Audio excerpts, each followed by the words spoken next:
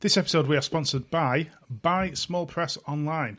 Do you want to tell them all about it, love? Do you want me to read that bit there? Go on. Do you want me to read it all? Buy Small Press Online is the brand new comics marketplace. Looking for a place to purchase the latest in what small press has to offer? Or are you a creator looking to build an online store? Then this site is just right for you. Head over to buysmallpress.com/lakes and start exploring today. So it's a brand new website. Aaron behind Fair Spark Books, Little Heroes Comics, has created this website. Essentially, it's Etsy, but focused on small press comic creators, much cheaper.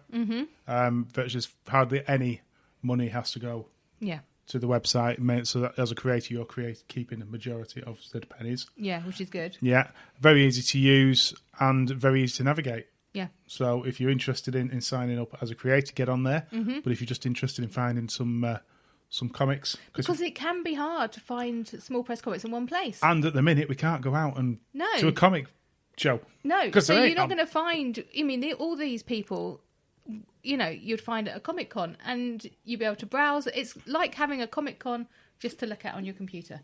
You can go around and have a look without the sweaty people without mingling armpits, next to you. because I'm only ever armpit height. There's a lot of armpits involved, and you don't get the Comic Con lurgy. I'll jump on the website buysmallpress.com and have a look. Yeah, definitely. Put away your umbrellas, get out your mint cakes, hike to your nearest chair, pop in your headphones and get ready for the next episode of the Lakes International Comic Art Festival podcasts with your hosts, live from the Lakes, the practically perfect Nicole Bates, and don't get him angry, Ian Loxham. Hello and welcome to the Lakes International Comic Art Festival podcast, episode 91. My name is Ian. And I'm Nikki. And it's episode 91. 91. Didn't know what I was going to say there, so I just rambled a little bit. I just thought maybe you didn't even know the number. I don't really. On this episode, we have G.E. Gallas, Jerry Gallas, all the way from America. Yep. Talking The Plague and Dr Caim, which is currently on Kickstarter as we record this. So go check it out there, or it's also Cast Iron Books if you look at their website. Yes. It's on there as well. Yep. Lovely. I want chocolate. She doesn't make. She makes chocolates. Well, yes. Well, it we sounded assume, yeah, like amazing sounds chocolates. like It does sound like we've got piles of it here. But no, she's lovely, very chatty. Very nice. And we also have Tom discussing This Was 2020 by Peter S. Conrad, and Mike and Pete continue the Yakapedia. We really need to muzzle them. No, they keep within a time limit. They're all right. They keeping the time limit? Because they know I will come and get them. So before we let all that run off, we've got a birthday. A happy birthday. Is it mine? No. Is it yours? Unless we're called Dennis. I might be. Dennis the Menace, as we speak, celebrates his 70th anniversary. Do you know, he still looks good for his age. He's not and he's too still bad. At school. Who would have thought? He didn't learn anything, did he? Bless him. The dog's still alive. Well, doesn't have to be the same dog. Oh, don't bring that into this. There could have been multiple dogs. This is a birthday thing. So 70 years. I mean, I'd like to say I was around when it was, no, but you I weren't. wasn't. No, of course you weren't. No. What planet are you on? we have sort of come to the fact that you didn't read the Beano. I did read the annuals when they came out because I had the Dandy and my brother had the Beano. I mean, why you wouldn't swap, I don't know. We did at Christmas. That's after we read it. We always swapped. Well, occasionally one or the other of us. My brother. So you didn't get it weekly though? My brother got it weekly. I got the Dandy weekly, but we didn't swap the weekly ones. Why would you not swap the weekly ones? Because I didn't speak to my brother. Come on. Oh, jeez. So yeah, I did secretly covet the Beano though because it had better drawings in it. Well, it always felt like the premium. It felt like the naughty version. Like Dandy was like the good version. Like, and then the Beano was basically the devilish version. Certainly when I read it, which would have been late 80s, mid to late 80s onwards for a few years. You could read that early. Well, it's all pictures. Mid to late 80s. I'm trying to think when it was. It would have been sort of mid to late. And then it went into... My mum bought me a comic a week or whatever. Did she? Yes. Did you not have it delivered? Yes. Yes. Even we had ours delivered. And I remember it was a Beano, and then I moved from the Beano to the Batman collection, which was their monthly. I moved to Looking. And then it was 2000 AD after that. Smash it. Or was it the other way around? I can't remember. Anyway. Just 17. So, was there any comics in that? There was in Looking. Oh, well, Looking had lots of comics in it. So, kindly, John Freeman has done an article on Down the Tubes. Yes. 70 facts about Dennis. That's a lot of facts. So should we pick a few? Do all of them. No. Go. If you're interested in a full list, downthetubes.net. Dennis was born when the editor of the Beano, George Mooney, heard the music hall song called Dennis the Menace from Venice. Now we can't play we're not going to play it. We can't play it because we'll get demonetised or whatever it's called. I don't Do we think... get shot? I don't think at this point that song probably makes I kind of want to hear it now. any money. Press it. What is Dennis's surname? Tick, tock, tick. I mean, tock, tick. I'm pretending I can't read your screen. Oh, you ruined it now. I wouldn't have assumed it was that, though. No, so his surname is Menace. Mum and Dad are Sandra and Dennis Menace. Sandra and Dennis Menace. So his dad's called Dennis as well? Looks like it, yeah. Oh. Yeah. Dennis's birthday is 70 March, except he's always 10 years old. Oh, he's been 10 for 70 years. 70 times 10. No, that's wrong. In his first strip, he wore a shirt and tie, and not his red and black jumper. Okay. Evolution, yeah. Then he got stuck on that one jumper. Yeah, but everyone wanted the Dennis Menace jumper. I wanted a Dennis Menace jumper. Were you part of the fan club? My brother was. I don't know if I was. I don't think I was. Did you not get the Nasher badge? I can't remember. No, see, you weren't there, were you? I was a desperate Dan Pie Club girl. I did win a competition. What did you win? A toy. A toy what? I can't remember. Wow, this is good. I'm so glad it stayed with you. Within the magazine to promote something. But I can't remember what the toy was now. But anyway, that'll do. I won something. You won something? No, I didn't. I won it in the Batman comic. It was a Batman toy. So you didn't actually win anything out of the Beano? No. I only won a Care Bear. Well, I didn't win a Care Bear competition that was in the Dandy. But I was one of the thousands of runners-up, and I got a 45 floppy record for my record. Done. And it was see-through. I was very impressed by the see-throughness of it. Dennis replaced Biffo the Bear as Beano's cover star in 1974. Yeah, so again, looking back from there onwards. No, that was it. But yeah, obviously we don't remember Biffo the Bear. I know of him now, but at the time it was Biffo. I like Dennis. Dennis is king. In 1993 on the cover of Beano 2674, Dennis used a hose pipe to spray the whole cast of the comic with Technicolor paint, marking the first Beano to be printed in full colour throughout. I like that. That's because it wasn't, was it? It wasn't colour. Well, obviously not. To me, in my mind, I thought it was. The front one was, and then when you opened it up, it wasn't in colour. No, I honestly can't remember now. This is terrible that you can't remember these things. I don't have much of a memory, let's be honest. What? Excuse me. Dennis proved an immediate hit with kids, leading to the introduction of more rebel kids to the Beano, including the Bass Street Kids and Roger the Dodger. I like the Bass Street Kids, and I love whoever drew the Bass Street Kids, because I loved that style of drawing. How different they all were to each other as well. Yeah. There was that other one. Oh, the one that had all the bad luck. And I loved the drawing of that, because there's so many little things going on in the pages, but I can't remember what it was now. That's helpful. Thanks for that. Anytime. You really. Someone out there will know. They'll be like, you're almost as good as I won this in the Beano. But at least mine was actually in the Beano. Oh, unless it was in the Dandy. No, it was in the Beano. Okay. Thank you. I'm just randomly picking him out here. I saw that. In January 2000, Beano readers chose Jerry Halliwell to appear with a man they thought was most like Dennis, DJ Chris Evans. There you go. How weird. That is an odd choosing of both of those things. That Chris Evans, not that one. That one. Yeah. The British Chris Evans. Oh dear. But yeah, I could keep going. I'm not going to. His jumper's knitted by his gran. There you go. I'm keeping going. Oh, see, I like that. Why? That's kind of sweet. Okay. Anyway, I think we should both wish Dennis Happy birthday, Dennis, if you're reading or listening. You're probably not. He's not real, don't you? Do I have to break this to you now? He's probably too young to listen to a podcast. Yes, he's too busy playing Fortnite. Yes. Of course he is, darling. Yeah. Yeah. Is it time for your tablets? Yeah. Yeah. Okay, right, we're going to jump off and let everybody take control of this podcast. Mm-hmm. And we will see you on the other side.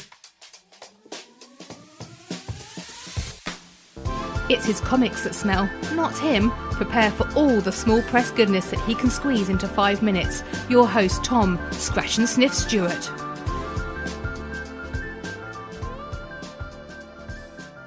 Hello everyone, and welcome to Small Press, the Small Press review section of the Comic Art Festival podcast with myself, Tom Stewart. Now today I'm here to talk about something that wouldn't normally pop up on my radar, but was actually suggested to me by a fellow That Comic Smell host and friend, David Robertson, and then my other half actually read it and was really taken by it as well, and she's not usually one for comics. So I'd actually bought this book off of Amazon, which seems to be the only place that it is available, by Peter S. Conrad, and it's called This Was 2020.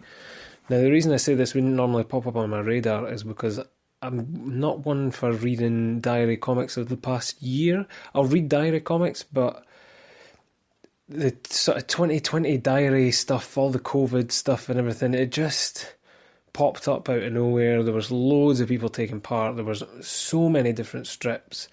There's people that have done loads of comics specifically about their time in lockdown and everything, and there's been loads of them that have become really popular as well.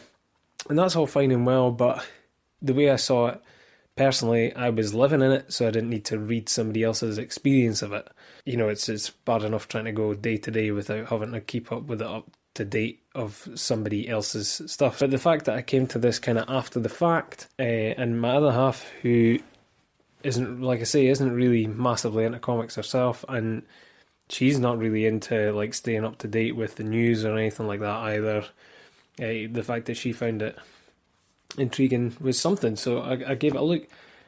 And it is these kind of mostly one panel, one page sort of looks day to day. There's no specific times or dates or, headings to each of the pages or anything. I'll just give you a wee bit of the blurb on the inside.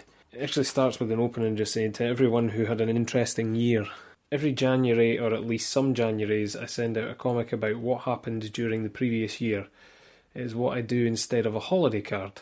It's my way of saying Happy New Year to the people I know and love. It's usually 12 or 16 pages. 2020 was more of an eventful year than most. So it's just basically, he does these each year, he sums up the year, and that's it. And that is really basically all it is. It's just a summation of 2020 and what these people got up to. But they're so sort of short and straight and to the point with these nice little simple black and white illustrations in them that sort of sum up the base points of last year, that I think it fits really well, and you do very much relate to what's going on. It's not little tiny minutiae things of like how somebody got out of bed in the morning or how somebody had a shower or their cereal or something like that. It is just a case of, we were exercising for a while. We started going outside to get sun, hoping to keep our vitamin D levels up. And it's, a picture of him straining to do a push-up. And then the next page with a bit about the sun is him and his other half with sunglasses on with their tops off, like just lying back. It's just straight. It's almost like political cartooning in a way, because it's just these one panel, one page things with these little diatribe things at the top, maybe an occasional speech bubble. Like, there's a bit, then all the days started to blend together, eating the same things day in, day out, always home, always the two of us, always the same, and little speech bubble saying, we should exercise tomorrow. And I'm saying, My shoulder's still sore. It's all things that like we've probably all went through. There's little bits, like I say, about the news and stuff. There's bits about the Black Lives Matter movement and how close the protests and stuff came to his home. He's in San Jose, California, and he's going on about like the forest fires and everything that came close to him. He knows people that were in Australia that were close to the forest fires at the very start of the year and stuff. And it goes on about masks and everything like that. There's clever little bits about the election. There's a bit that is just like an electoral box with the flag in it, and it's one tick box says there was a big election with a tick in it, and then another tick box at the bottom that is unticked that says it all went totally smoothly, of course. And I just think that's so clever.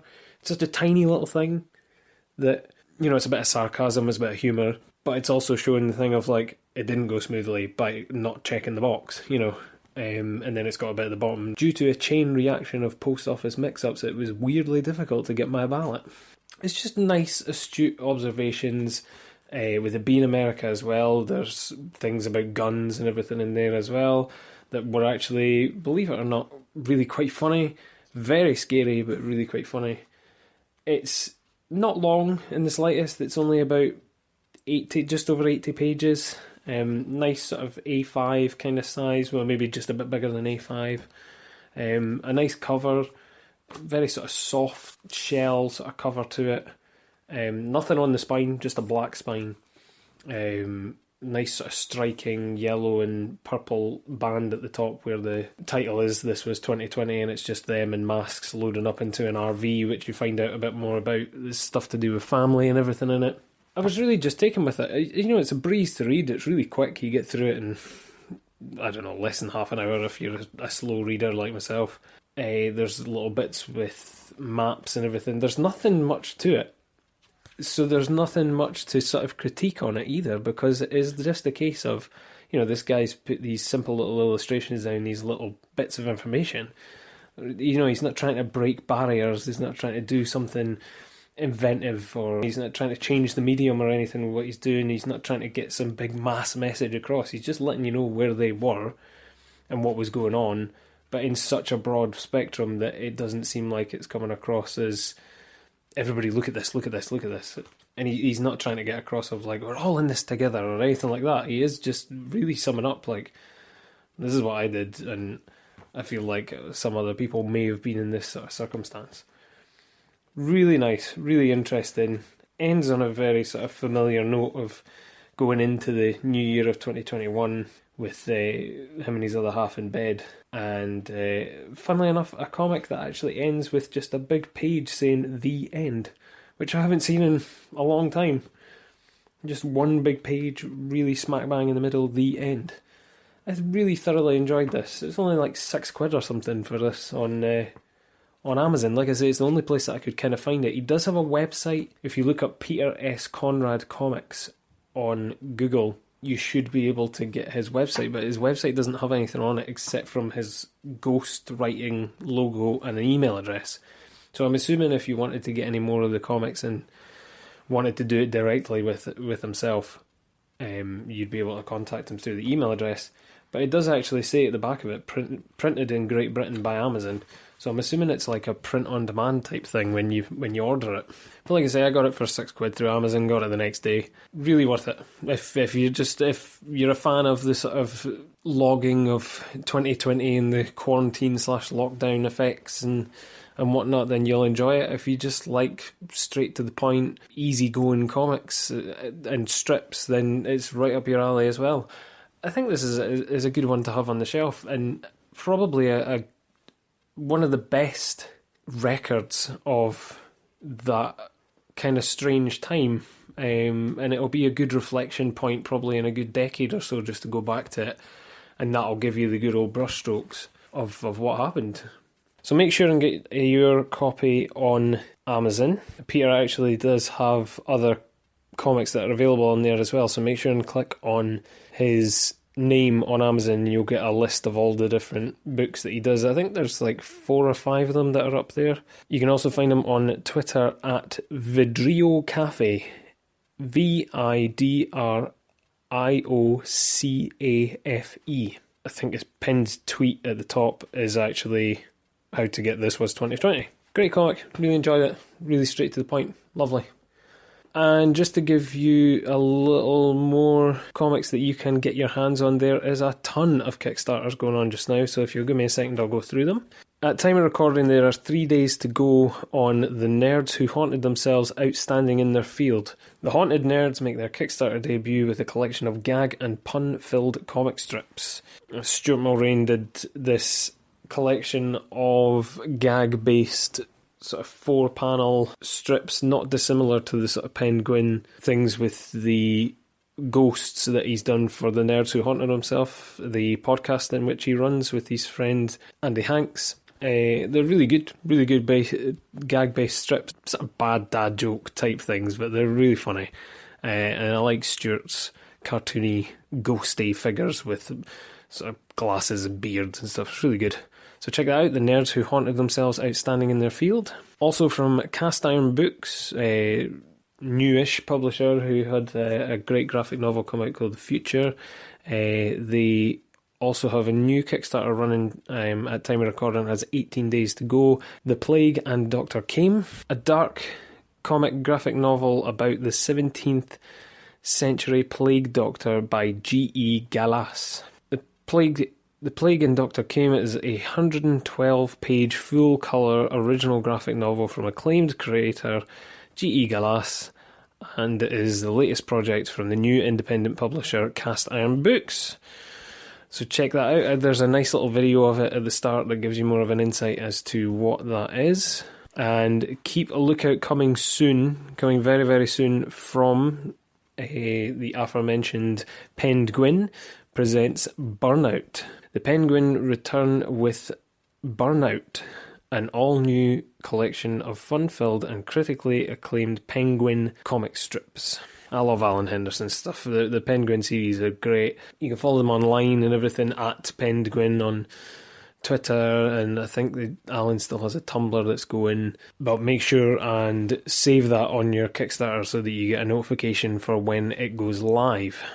David Robertson, my pal David Robertson at Fred Egg Comics, is still running the Taybridge Disaster. At time of recording, it has 15 days to go, a collection of comic strips concerning the fall of the Taybridge in 1879.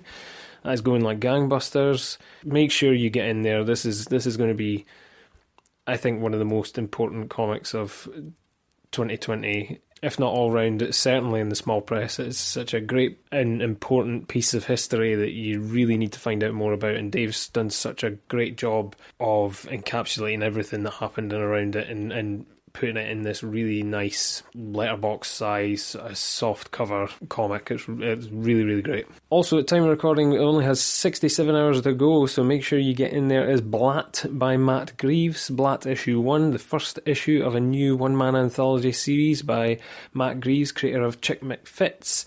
It's already funded, but make sure you get in there and get your copy. It just looks really, really great. Absolutely brilliant cartooning, just a gorgeous looking piece. There's some pages and stuff up on the page, so you'll be able to find that.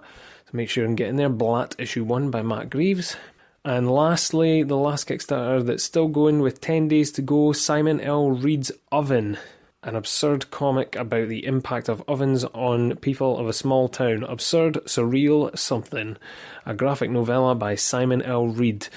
I honestly, I keep saying it, but I just don't know what to expect of this. I just know that I'm going to get something really unique and outstanding. I think it's going to be great. It's an 18+ one, so just watch. It just looks colourful and so specific to Simon's kind of art and everything. Go check him out on Instagram and everything. All Instagram, Twitter, Simon L. Reed. And just so that you know, the 2021 new titles are here at Good Comics. Go to goodcomics.co.uk and make sure you pick up some of their new releases that have just come out recently. They were on Kickstarter. They're now available to buy at their shop. They've got the Good Comics Reader Volume 2 along with a whole host of new titles for you to get your hands on. So make sure and go to goodcomics.co.uk and check out their shop. Get yourself some amazing comics there. The Good Comics folks are brilliant as well. They'll get it out to you lickety split. They've also got some stuff there, obviously, from the previous catalogue. and in their distro and everything, so make sure and grab them. And lastly, just to make you aware, fredeggcomics.bigcartel.com to get your copy of That Comic Smell comic issue 1, along with all of Dave's back catalogue and everything there, like Mount a Rescue and Bell Time and But a Dream and Break the Cake. You'll be able to get That Comic Smell comic for only £4. It is also now available on buysmallpress.com, and Gumroad, I think it's up as a digital copy for £1 or pay what you want. So check that out, That Comic Smell comic issue 1. And that is it for Small Press this time. Reach for the shelves, folks, read more comics, and I will see you later. Bye for now. To get in touch, please go to Twitter and Instagram at That Comic Smell. Thanks for listening.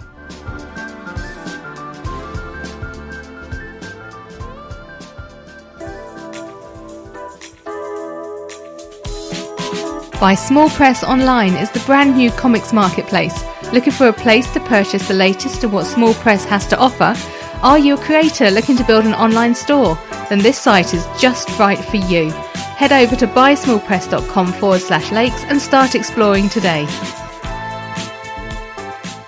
Today we are with G.E. Gallas, or is it Gallas? Gallas? Gallas. I said it right the first time. Well done. Yeah. Or Jerry, as we just found out. Thank you for coming on the show. Thank you for having me. So you're over in the States. Whereabouts are you? I am in Maryland, not too far from Washington, D.C., our nation's capital. Awesome. I've only ever been Florida myself. I've never been. You've never been? No. And I feel Florida's very different. Very different from Maryland, Yeah. so. Yeah, I bet. So how's it been over there during lockdown for you? It's been okay, just being super, super cautious, wearing my mask whenever I go out, but I'm mostly just a homebody these days. So did it affect you? Has it changed what you were doing in regards to work or anything like that? Or has it just allowed you to focus on the book? A little bit. So when I'm not doing comics and graphic novels, I have a small business as chocolate bars with literary themes. So I have like Sherlock Holmes is Earl Grey tea and honey and white chocolate, and Alice in Wonderland is candied rose petals in milk chocolate. So that really changed a lot for my chocolate business, because I used to go to, like farmers markets and things like that. So you can't really do that when there's a pandemic on. No, but it sounds lovely. Where do we buy these bars? Yes. Well, I can send some to you. Well, if you ever come over here to do a Comic Con, I advise bring chocolate. Oh, definitely too. bring the chocolate. Yeah, I think you'll find they sell better than any comics. Probably, you're probably right. Especially all the other sellers after a hard weekend work, they just want chocolate. Yes, yeah. Chocolate. That's how I entice people to my store. That is true, isn't it? Come over for the chocolate. Well, it's very hard not to eat my own supply. Well, that's positive. At least you're saying it's worth eating. If you said you didn't eat it, I'd be slightly worried. So what were you reading as a kid? Were you into comics at all? Definitely into comics as a kid. Not maybe the traditional comics. Like I wasn't into Marvel or DC really. But I kind of got into comics through Edward Gorey, which I consider comics, and Tintin was a big one for me as a kid. And then just manga, got really into Japanese culture, and manga was a big thing for me. So, yeah. So what's the accessibility like over there? Because obviously you've got your comic stores are full of Marvel and DC over there. Are they mixed with things like Tintin and so forth, or do you have to look elsewhere? Well, it's funny. As a kid, I was super obsessed with ancient Egypt. And so my mom got me from a toy store, like the Cigars of the Pharaoh, I think it's called, from Tintin, because of the ancient Egypt connection. So it's kind of funny that this toy store right across from my house had all of the Tintin comics for some reason. But we did have I did have growing up, like a local comic book store, Big Planet Comics, that's still around. And they had like manga before like it was super popular at Barnes and Nobles and other bookstores. So this was kind of before manga got really, really big in the US. And now it's huge everywhere, let's be honest. Yes, yeah, Exactly. So how did you get into creating comics yourself then? I just always was drawing and creating characters with stories like for as long as I can remember in elementary school. So it just kind of organically led me to comics to kind of figure out how to make these characters tell their story. And I really made my first full-length comic in high school and self-published it. And this was kind of before before self-publishing for comics got really big. So the printer that I used was very confused by what I was trying to do. I can't imagine, to be fair, we're so reliant on online printing. Yes. Having to go to a printing store, which obviously we do have around here, but it's just, I wouldn't even consider it. No, not anymore. Yeah. So easy. Yeah. Yeah, it was really before like web comics were super, not to make myself sound super old, but this was like early 2000s and it just wasn't quite there yet. Mm-hmm. Yeah. You're making me feel old by saying that. So how did that lead on then to your current book, The Plague and Dr Caim then? So I just always have had an interest in many things, including history and, art history and, weird history, because I think that plague doctors are pretty weird. And, my first graphic novel before Dr. Caim was The Poet and the Flea about William Blake. So I've always been interested in like history, historical fiction, kind of trying to tell a story through history. And I guess one day I just saw plague doctors somewhere online, I guess, and it really sparked my interest. And, there are a lot of comics out there that use plague doctors as characters, but they're usually like supernatural somehow. They have some kind of supernatural power.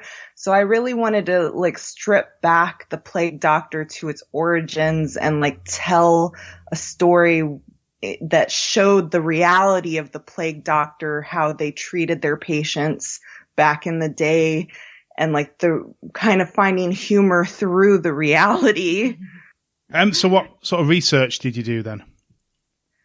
Just, a bunch of different things, just trying to find factual research on the plague and factual research on plague doctors. And I quickly discovered that the plague doctor costume wasn't invented until the 17th century, like the plague we kind of think of like the 1300s. So obviously there were plague doctors back then, but they hadn't invented yet the costume with the beak and the hat and gloves and all that, like a hazmat suit almost. So I had to delve more into the 17th century and, I do a lot of visual research too. So, costumes, what they were wearing, what people of all classes, both rich and poor, what they were wearing during the time. I've always been very interested in like costume design for my comics. So just a lot of visual research, like props, like, what does a musket look like in that time period? Where do you store your spices during that time period? It would have been in like a spice box. So just a lot of research, both factually and visually.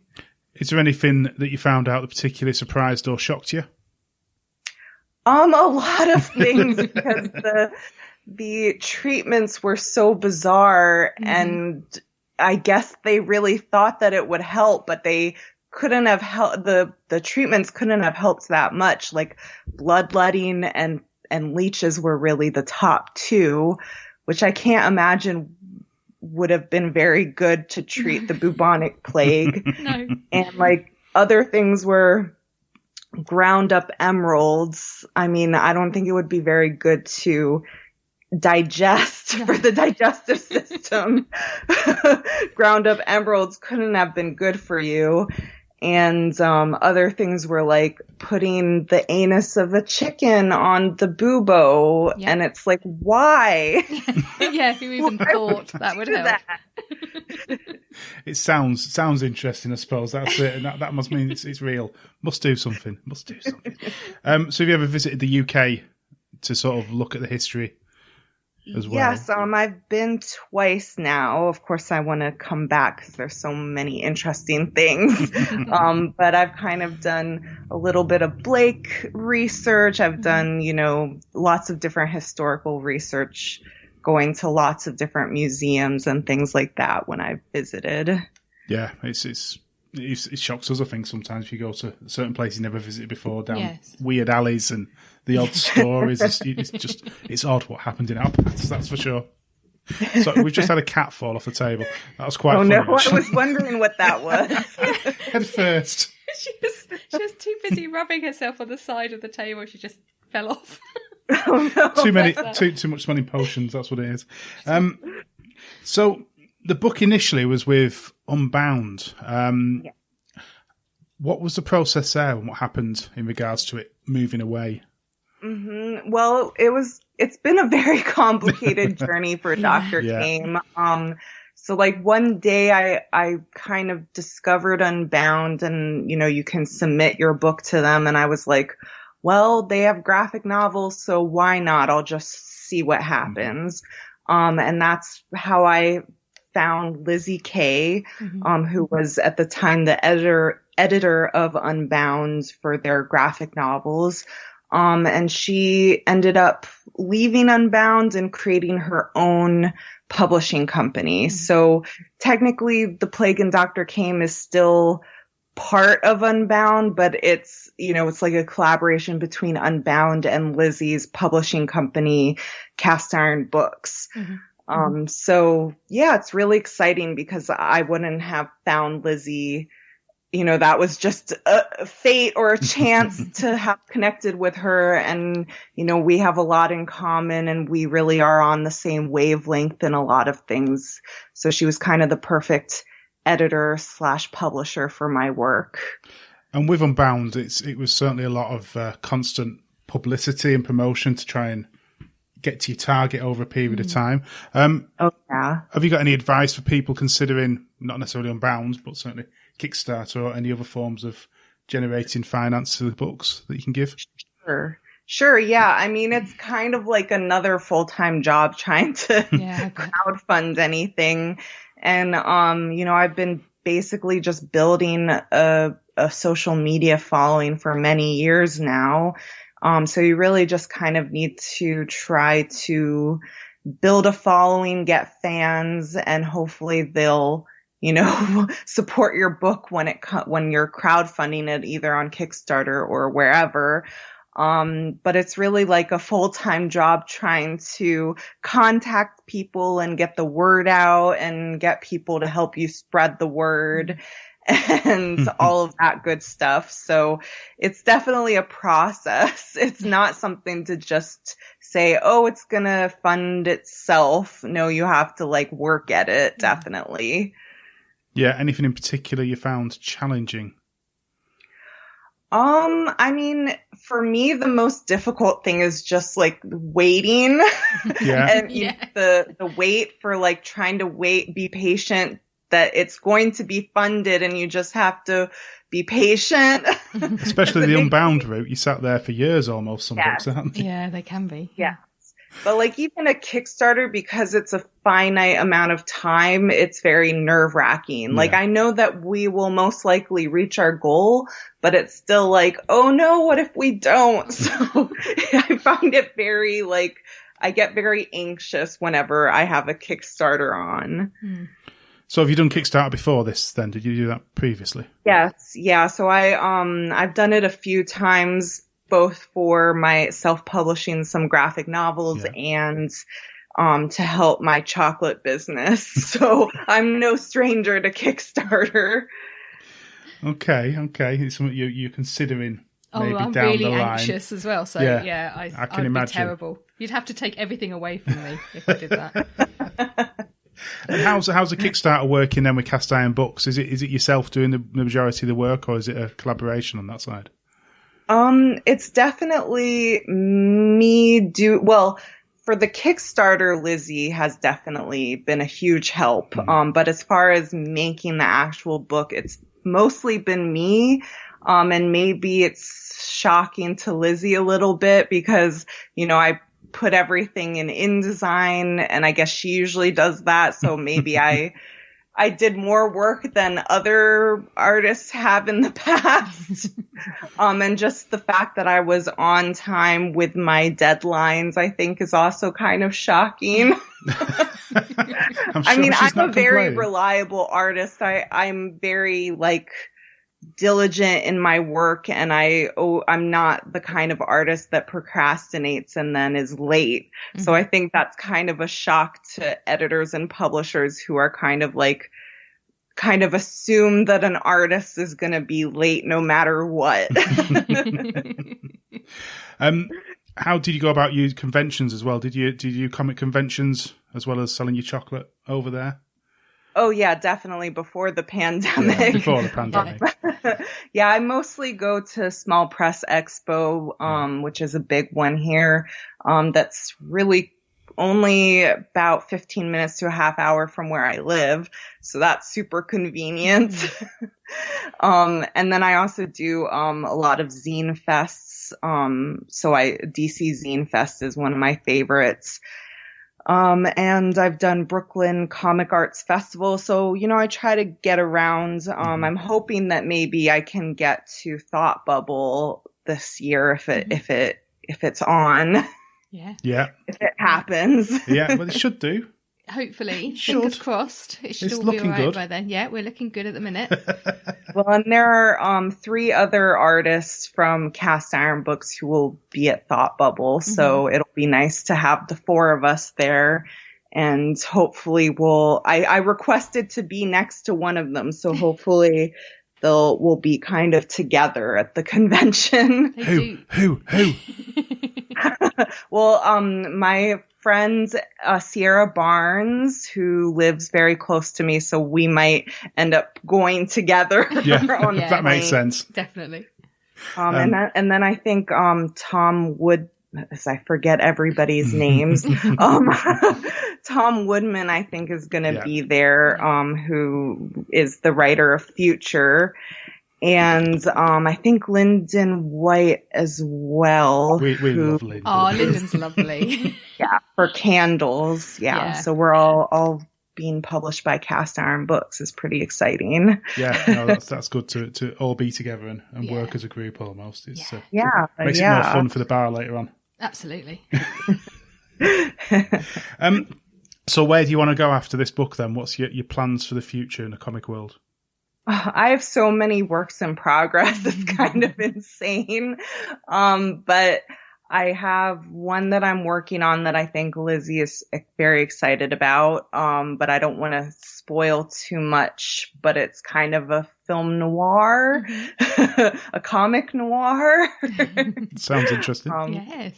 Yeah, I've been kind of binge watching lots of old film noirs as research, so it's been a very interesting process. It must be awful.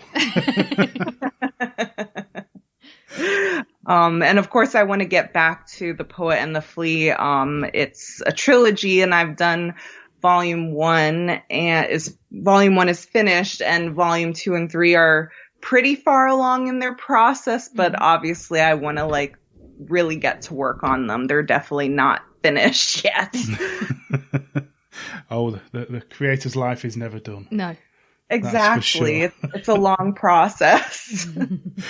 So it's Dr. Plague is currently funding on Kickstarter, as you say.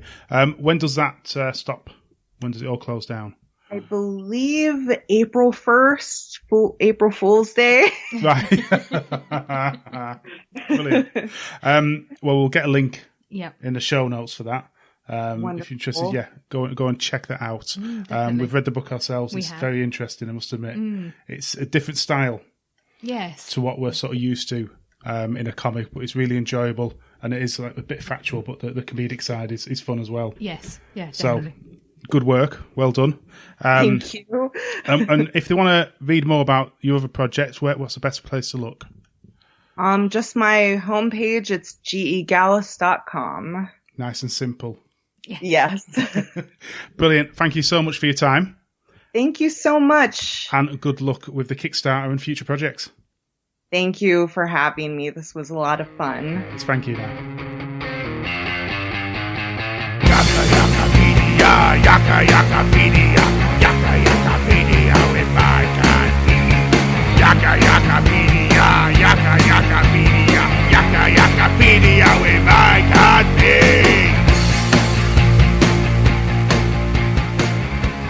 How do? I'm Pete Taylor. And I'm Mike Williams. And we are the creators and compilers of the Comic Yakapedia, a giant multi-volume encyclopedia that contains everything interesting about comics that is worth yakking about. And as custodians of this mighty tome, it is our duty to review, amend and correct its many thousands of entries to ensure it remains the definitive library of comics lore and trivia. But we will also be requiring the help of you, our loyal podcast listeners, to keep the Yakapedia up to date and supply your own intriguing comic data. More on this at the end. Well, welcome to another episode, Pete. How are you doing? Yeah, right. Yeah. Busy, tired, not read enough comics. Yep. Yeah. Tick. My worry is, even with a week off, I didn't get through half of my comic pile. And very soon, an awful lot of comics that have not been delivered because of COVID reasons and distribution reasons are going to land on my doorstep. So I'm going to have a huge bill and yet another pile as well. So, but all good stuff. Yeah, well, funnily enough, seeing as though we are approaching Kickstarter corner, quick shout out to Weird Work. I mentioned this in the last episode. Jordan will be entering the last week. Lots of extras being added, stretch goals. I think Brendan McCarthy has added a pin-up now as well. So it all looks brilliant. As I mentioned last time, Jordan describes it as LA Confidential meets Future Armor. So if you just search Weird World on Kickstarter, and then I did back, of course. There's a lot of tailor-made product that I can't resist this year, and there is a Kickstarter called Mike Mignola Drawing Monsters: The Secret Origin of Hellboy, which currently I think I'm backing the digital code, and I added a T-shirt, but a lot of the stretch goals are extended interviews that are only on the Blu-ray, and they've talked about, I think, Neil Gaiman having an extended interview, and Adam Savage talking through various props and paraphernalia that he's built himself. So I'm probably going to have to dig deep for the Blu-ray level. Well, as soon as I saw this, I just thought, okay, we're obviously talking about that next episode. Yeah. No, that had you written all over it. I'm kind of looking at a few Kickstarters at the moment. Nothing I've decided on yet. Did you back any more other than that? Lorenzo Etherington's How to Drink When You Draw. How to Think. No, that's the book I'm working on. A year in the making. Talk about Freudian slips. Lorenzo Etherington's How to Think When You Draw.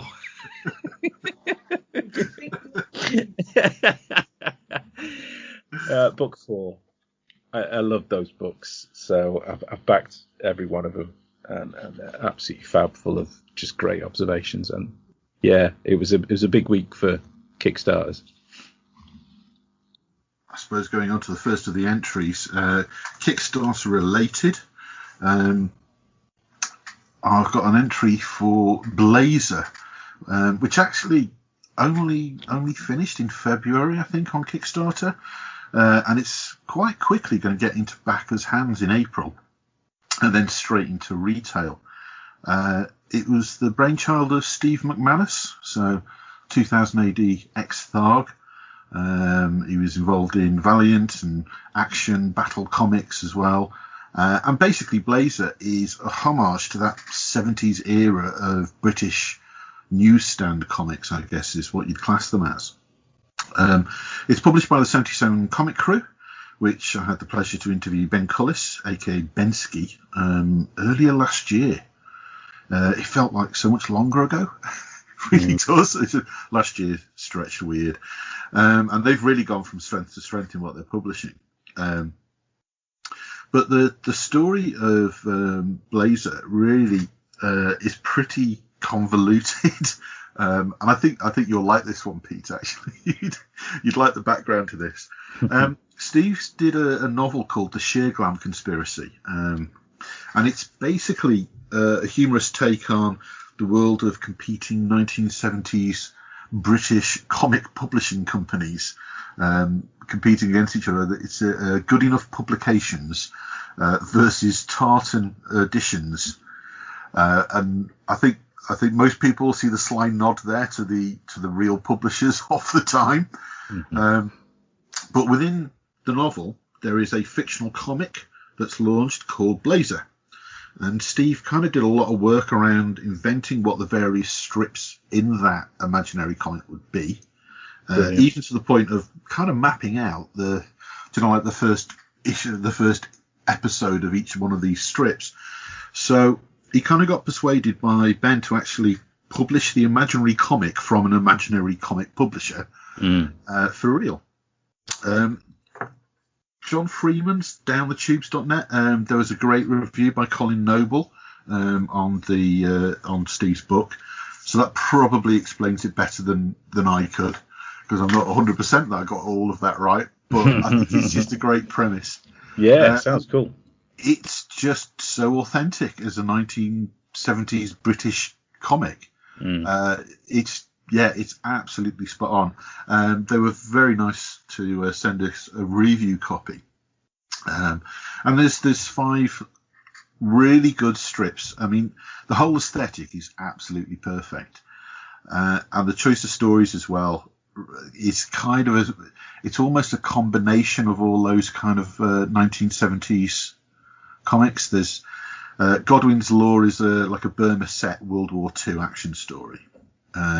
There's Derringer and Son, which is sort of like a 1970s action film on the page. Dominica's Ring, very much in the Misty style of telling. The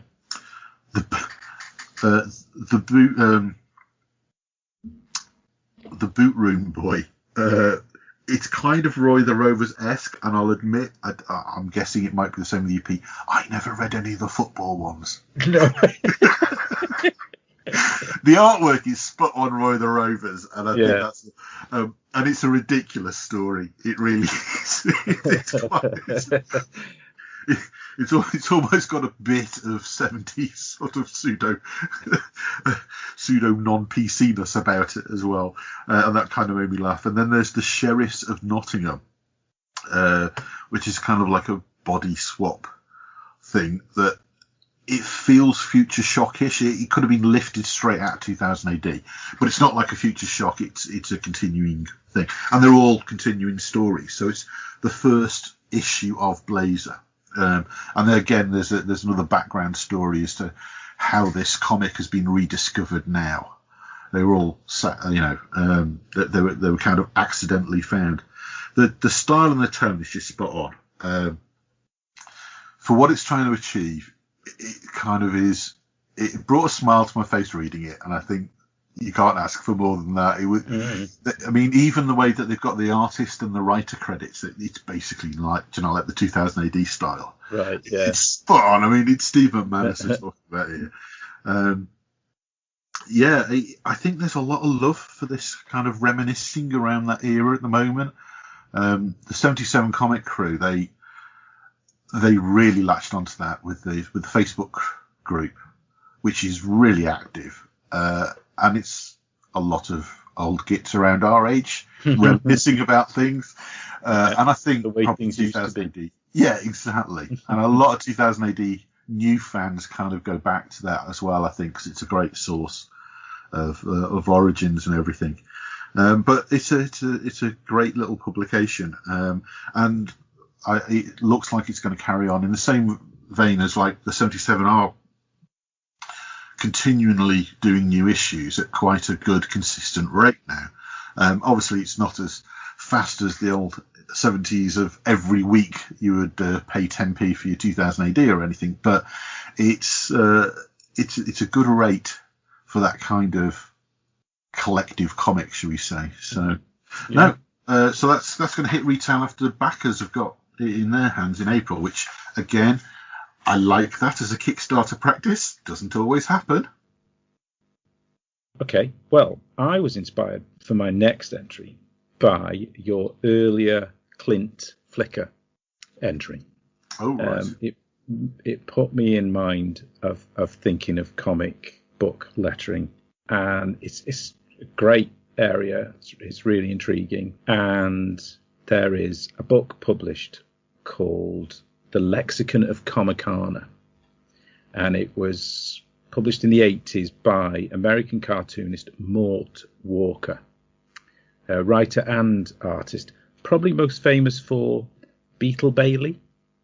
You know Beetle Bailey? No. Yeah, it was one of those I came across it in sort of books about comics rather than in general life. He did another one called High and Lois, which I don't really know, but he worked with Dick Brown, who drew Hagar the Horrible.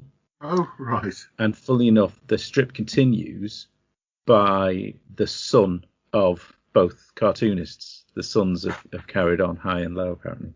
And Sam's strip, which is a great strip, which I can't remember how I stumbled across it, probably just browsing Comixology. But it's a strip about somebody who knows they're in a cartoon strip. So they open up a sort of office, a sort of agency for cartoon characters, if I remember it rightly. That probably deserves its own entry at some point, but that's great. But anyway, Mort, he ended up writing an article called Let's Get Down to the Grawlixes. It was a short piece for the National Cartoonist Society. And what he did was he gave a terminology to all the strange symbols and language elements that are intrinsic to comics. He wrote the book as a sort of tongue-in-cheek look at these elements that are used by cartoonists. And it ended up that through him writing the book and it being popularized, it's actually some of these terminologies have appeared in dictionaries and become part of sort of cultural reference points. So, for instance, Grawlixes, which I think is one of the most well-known ones, that's the term he used for the typographical symbols that are used in swearing. So, the hash, dollars, the @ symbol or commercial. And they appear in the dialogue to replace the actual swear words. The wiggly lines that are around a shaking object or a character, he turned them agitrons. That's good. Yeah. I've not heard that one. That's nice. No. The curved lines preceding or trailing after a character's moving limbs, they were called blurgits. The lines drawn around the head to indicate shock or surprise, emanata. Flying sweat droplets, when somebody's in a bit of a hurry. When they're stressed, he called them pludes. So you can, imagine an editor talking with the artist, like, yeah, you've drawn too many pludes there, mate. It's like the radiating lines drawn from something luminous like a light bulb or the sun, he called them solrads. The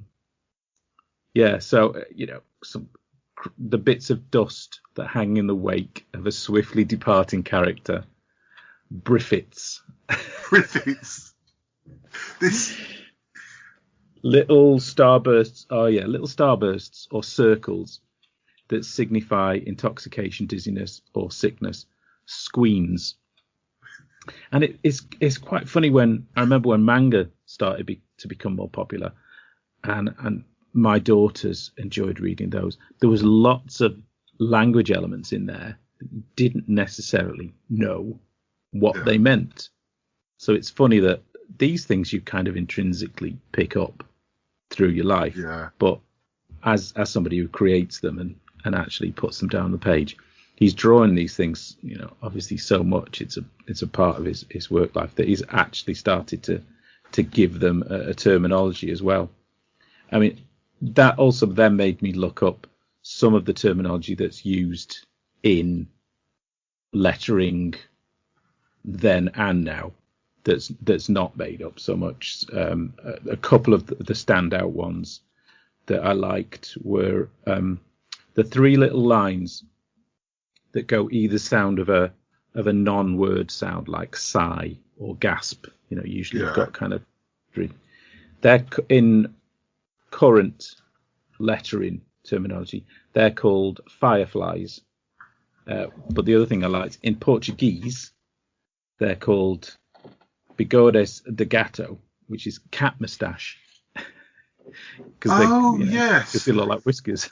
Yeah, if they're joined together, yeah.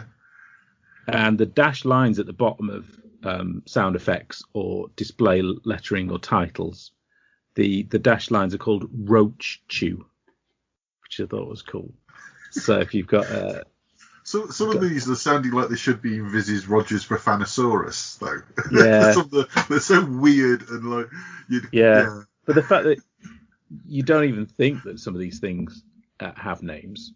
But Comic Craft website has got a nice glossary, so you can look through that and have a look at what some of the terms are. But yeah, so that's we'll stick that in the L section for Lexicon of Comicana. But probably with Grawlix's being the most used, we can put a link to Grawlix's as well. Well, I think I seem to remember it probably about a month or so ago. The first time we've ever mentioned the word Grawlix to each other was it came up as a question, didn't it, on Richard Osman's House of Games. That's right. And it showed a picture of a comic page, and they were asked to pinpoint on their tablets where they thought the Grawlix was. And I instantly knew what it was, because that's probably like the only term I really know. All the rest you've mentioned were new to me, admittedly. Yeah.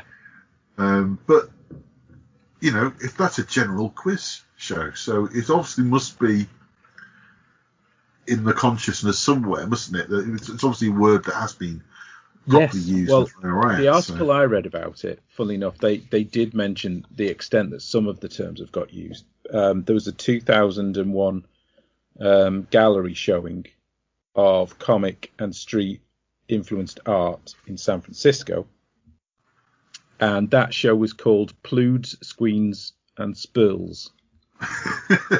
So it must be.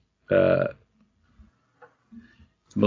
did try and look up how much a copy of it was, but it's out of print. I think the cheapest I could see was something like 300 quid or something like that. Because I thought it did sound like fun. But yeah, rare academic book, so yeah, I can imagine. Lexicon of Comicana. So I have an entry to update. D is for Arrakis, or June, as it's known. So this is obviously a very old entry into the Yakapedia. The pages are vellum, so I have to be very careful as I peel these apart. So, bit of background before I get to the updated bit. But June was the epic space opera novel from Frank Herbert, 1965. Wow. There was always a copy around the house when I was growing up, so I probably read it quite young. And as I've read it over and over, it's not only made more sense, but it just opens up your mind more and more reading it in your 20s is different to reading it in your 30s, in my mind, even. It's a huge bestseller. I think there was about 6 original volumes by Frank, and then there's got to be 15 odd carried on by his son Brian Herbert, always with co-writer Kevin J. Anderson. And it just spans hundreds of thousands of years of human history. When you're talking about space operas that span a long time, Dune is the biggie. The original book itself is set at the heart of the universe, really, and that's Arrakis, or Dune, as it's known, as it's the sole source of the mysterious spice melange. And this extends life and consciousness and allows faster-than-light space navigation that holds the quite thin threads of humanity as it's spread across the whole universe together. I guess most people, if they haven't read the book, they would have come across David Lynch's 1984 film adaptation. It's the one with Sting in those underpants. I think that's what most people remember. And it had a horrible Marmite reception. But for Dune fans, I mean, it's just one of my favourite films ever. It is odd at the time, and it's oddly rewatchable now.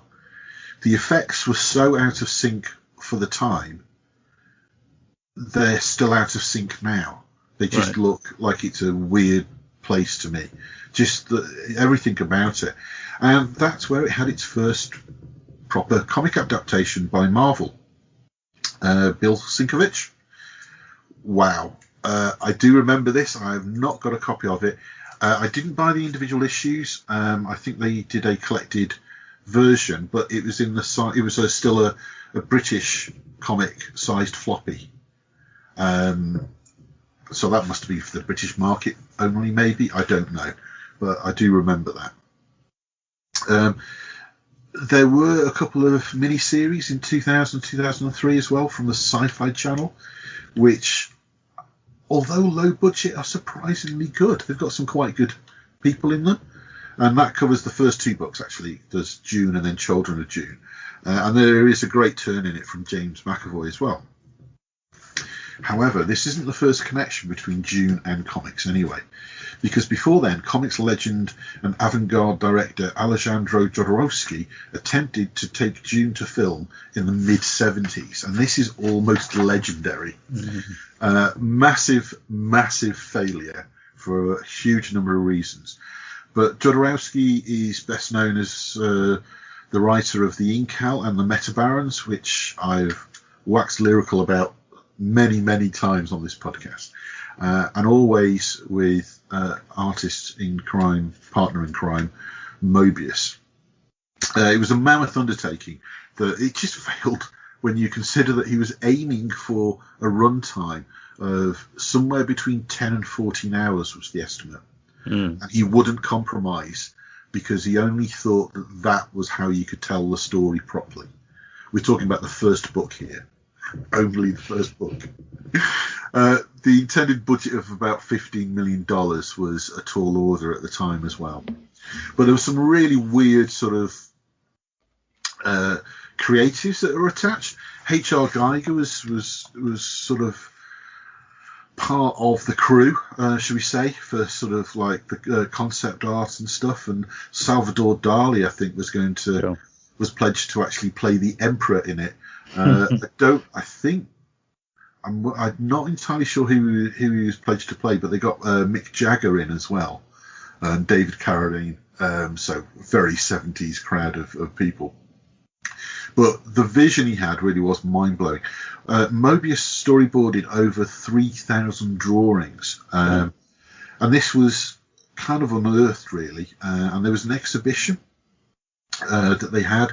I think it was in France, or was it Italy? And that kind of was the launch. Well, I suppose what probably caused the renewed interest. And there was a 2013 documentary called Jodorowsky's Dune, and for fans, well, comic fans, Jodorowsky and Mobius, it's a must-see. the amount of work that's on the show, and just the whole story is quite interesting anyway. But there's a big draw for comic fans as well. So, to update this story now, June's very obviously in vogue at the moment with the much delayed $160 million blockbuster that's about to hit our screens later this year. I have to ask Pete, have you seen the trailer? I don't think I have, no. I've been watching Godzilla vs. Kong. You're on IMDb, which is Godzilla on replay. I can see that. You have to check it out. It looks stunning. Yeah. It's a very, very different style visually to how the Juneverse has been presented previously. I mean, I think a lot of June tie-in stuff was obviously brought forward because they thought they were going to release at the back end of last year, was it? And it's obviously been brought forward again. Modifius released a tabletop role-playing game of it recently. I was actually in the beta test group for that, which I can only actually say now because I was under an NDA, as was the rest of my group, which I got them to sign and send back. There was loads of groups that they reached out to for this, and it's looking really good actually. But just as well, just before Christmas, I think June, the graphic novel. This is a comic adaptation of the first book by Brian Herbert and Kevin J. Anderson. So they kind of adapted his father's book. And boy, does it look lush. It's illustrated by Will Allen and Patricia Martin. And as a sort of a nod to previous, they got Bill Sienkiewicz to do the cover again. Oh, nice. It looks a lovely edition, hardback. I haven't got it, I haven't read it, but it's on my birthday present list this year. The reviews from what I've seen are really, really positive. But what is out right now by Boom Studios is the direct sequel to June. So I think this would be really good for jumping on point for people who haven't read the book and are looking forward to the film, I think. In fact, actually, yeah, I've got them here. There's 4 issues out so far. Oh, nice. But they are... J. Lee cover, is it? Yes, it is. Well done. From a very blurred Skype shot. Well done, mate. Yeah, it's absolutely gorgeous art. It's really nice. The last couple of things I had from Boom Studios have the nice thick covers and luxurious paper. I don't buy a lot from Boom physically, so I don't know if that's their standard or this is, a bit of a special edition. But they're 4 issues in at the moment. I think the collected trade back is out quite shortly, or at least up for pre-order. But yeah, I mean, it's Dev Pramanic's art, Alex Guimare's colour work, and it's really, really captures the mood. Again, when you're talking about a classic sci-fi, everyone has what's in their mind when they read it, and then you see the David Lynch movie, and sometimes that is better or worse. For me, I always get this picture of, do you know Luther Arkwright? Yeah. Albert's art in that is always, I think I might have been reading Brian Talbot's stuff at the same time as reading Theos. I think that, again, I don't mind that people have different takes on it. No. There is a very Middle Eastern cultural thing with Arrakis, the planet itself, and I think everyone kind of captures that from the book anyway. It's going to set up a lot of history in advance of the film coming out. So of the major characters that you will see in the film, it actually explains Arrakis under Harkonnen control. There's a very young Leto Atreides still on his way to becoming Duke, and an 8-year-old Duncan Idaho, along with a host of new characters as well. It does step carefully, not to overwhelm, which is good. there are a few quibbles I have with all the comic stuff, and there's a lot of inner dialogue and people mentally breaking down someone's speech patterns and phrasing in the books, because that's how they think tactically and they're trained to, and they try and determine hidden meanings and stuff. It's really hard to capture that in comics, so I don't think anything's actually successfully done that. But it's a brilliant story, and I'm absolutely loving it. It's hard for me to review for a newcomer because I know the source stuff so well, but I think for Dune fans, it's absolutely amazing. That sounds good. Yeah, it looks great. So I'm looking forward. That's going to be an ongoing series as well. So Dune finally has a comic series to match it, and hopefully the film is going to be awesome. Honestly, mate, watch the trailer. When's the film due for release? I think it's going to be September, but it's so liquid the date on it. They want to guarantee that there's bums in seats in cinemas. They were threatening to release it, stream it the same time as they released the movie, I think, weren't they? There was a few movies that... They're still toying that. I think the James Bond one has carried on being delayed. I think they're trying to figure out how can they get their money back as soon as possible. But for some franchises like Bond, it's important to them to have the opening box office figures. Yeah, of course. Historically. So it'll be interesting but to see what they do. But I'm hoping it's going to be one I can actually sit in a cinema to watch an IMAX. It'd be nice, wouldn't it? Okay, well, momentous news, Mike. We have received our first listener missive. Ooh. Listener Dan Brown, not that one. We don't know that for sure. Could be true. Yeah, it's true. I don't know how he's got the time to listen to us, but hey, mate, we might make it in his next blockbuster novel, Mike. The Yakapedia code on its way to 2022. Dan writes, "How do Pete and Mike? Really enjoying Yakapedia. Can I suggest Easter eggs as a possible entry into the Great Tome? Back in the day, Todd McFarlane used to include Felix the Cat into every issue of Spider-Man he drew. It would be interesting to hear any favourites you and Mike might have. Keep on yakking, Dan." Yes, we want more of these. So yeah, Easter eggs, that's a great subject. I wasn't aware of Todd McFarlane inserting Felix the Cat into every issue of Spider-Man. I don't know if I even picked up every issue. I wasn't a great Todd McFarlane fan, to be honest. I did buy the first sort of year of Spawn, I think. So I didn't know him putting Felix the Cat in was a bit of a thing. I did go and look it up online, and he put him in as, I think in one story he was on a cab sign, and I think there was another scene with him as a toy. So it's that kind of, I mean, there's lots of different sorts of Easter eggs. The hidden character was one that I thought of. There's an issue. I know there is some, but I couldn't bring one to mind right now.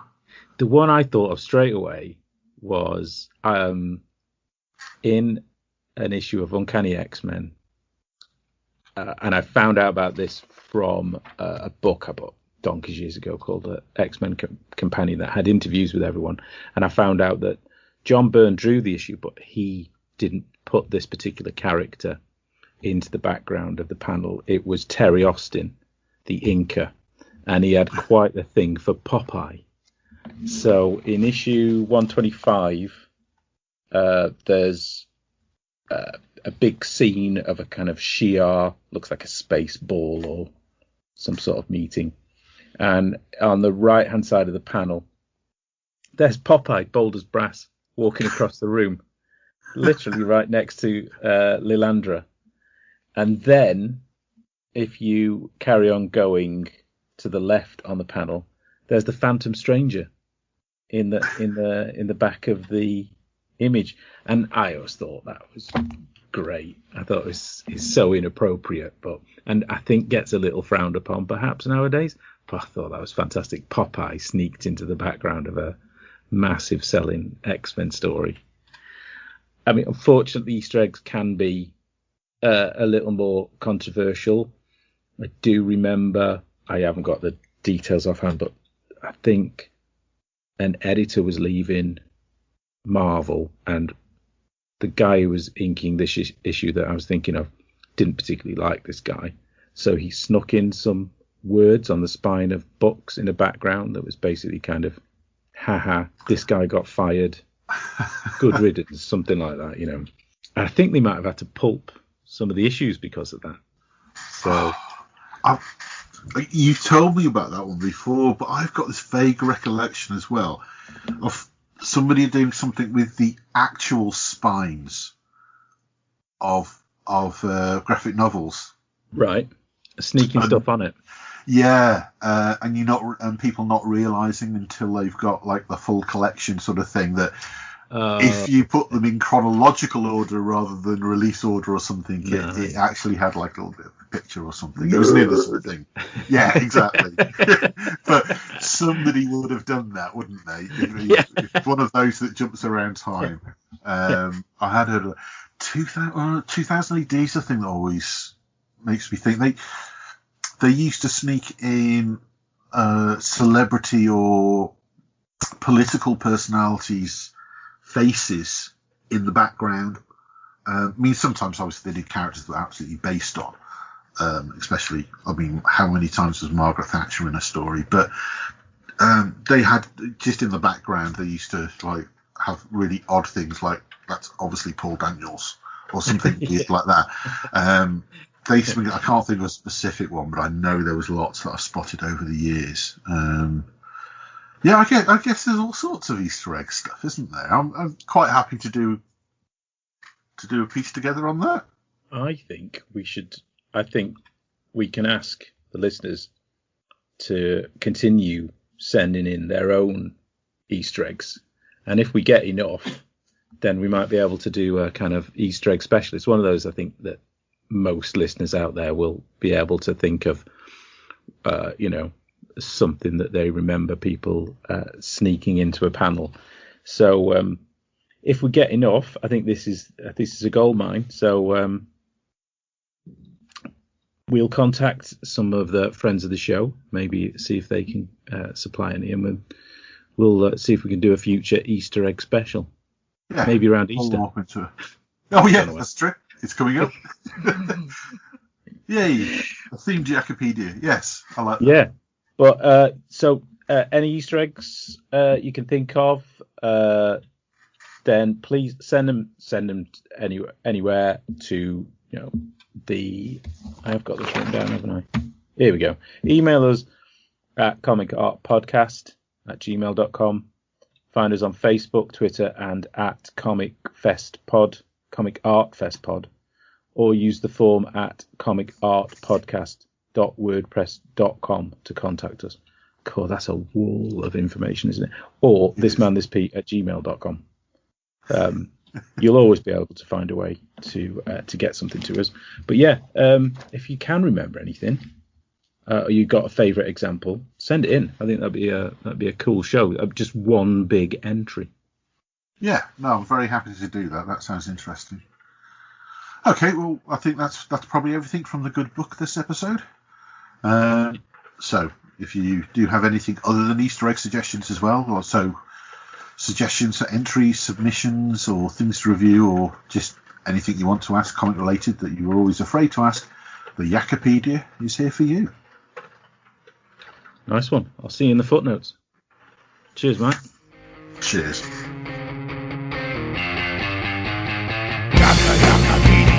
Yaka Yakapedia, Yaka Yakapedia with my God.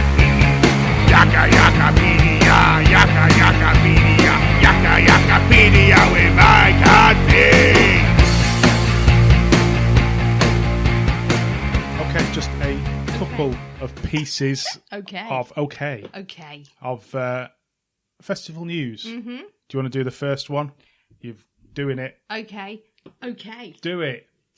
10 years to save the world. Comics creators announced for International British Council-backed comics project. That was a lot of words I had to get out there. Communicating climate change. What matters? What works? What matters? What works? That's the driving question. Driving question! I'm going to smack you. Behind a new commission from the British Council involving comic creators in the Philippines and the United Kingdom, aimed at 18 to 24-year-olds that will demonstrate how the comics medium can stimulate climate change action through the creation of a comic digital anthology. What do you want me to read that? Do you get a point to that one, is it? Yeah, go on. You meant to just do it without... this direction isn't working. The British comic creators involved are Sarah Begum, whose first graphic novel Mongrel was published by Knockabout Comics and is soon to be published in France. Comic artist and activist Darren Cullen. Award-winning political cartoonist Zoom Rockman, whose work features in Private Eye. Self-published comic creator Jack Teagle, whose eye-catching work has been published in Polish and Russian. And Clarice Tudor, whose work enjoys a huge following on Instagram. Sounds interesting. It sounds very interesting. I'd say keep reading, but there's a heck of a lot to read. There is a lot there. Go and check out that on the website for full news, full details. Excuse me. And yeah, all the information is all on there. You haven't had the COVID jab yet, is it? Yeah, you have, haven't you? Yeah, I have. Yeah, rub it in. No, don't, because it hurts. Traces of the Great War workshop resources have been released. Such a brilliant book, which came out 2 years ago now. I'm trying to think. It gets confusing whenever they come out. So. But yeah, it's such a brilliant book. But now they've put up the resources for schools and so forth and activities. So if you teach kids in any way, shape or form, then get on there. Yeah, definitely. Have a look at that. It's really, really interesting. So that is up. And other news, which we will now confirm regarding episode 100. Go on. Because it's happened. It's in the can. We have an interview with the legend, Canadian legend that is, Jeff Lemire. Yes. He was so nice. He was nice. I kept trying to look at the pictures behind him on his walls because he had so many pictures, didn't he? But he was such a gent. Yeah, considering he is world-renowned and he doesn't have to give us that time. No, he didn't have to give us the time of day, did he? Bless him. It was I fanboyed. You were really, really, really fanboy over him. It was quite amusing to watch you just go to pieces. I mean, if you could have giggled like a girl, you would have done. Possibly. Yeah, it was sweet to see you fanboy over him. I did say at the end when we weren't recording that you fanboyed. Yeah. I admit it. I admit it. Yeah, you did. But a lovely guy. Yes. Yeah, so that'll be coming up on the 100th episode. Next episode, as long as everything goes to plan, will be Hannah Berry to talk about her 2 years as the Comics Laureate. Yep. Which will be interesting. Yes. And then Stephen especially following that. COVID pandemic. Yeah, how she had to change everything and what she did. And then Stephen from page 45 will follow on from that to talk about what his plans for the laureateship. Yep. And then some other guests lined up. Really good. It's really good. You're just so light. You haven't got any other guests. Yes, we have. Have you? Yes. Who? We will also possibly have Dave McKean coming on the show as well. Oh, yes. No, Thank you. Thank you very much. Thank you. Right, thank you very much for listening. Any more thank yous you want to put on there? Have a good... Thank you. A good few weeks, and we'll see you when we're back. Thank you. Whatever month it is.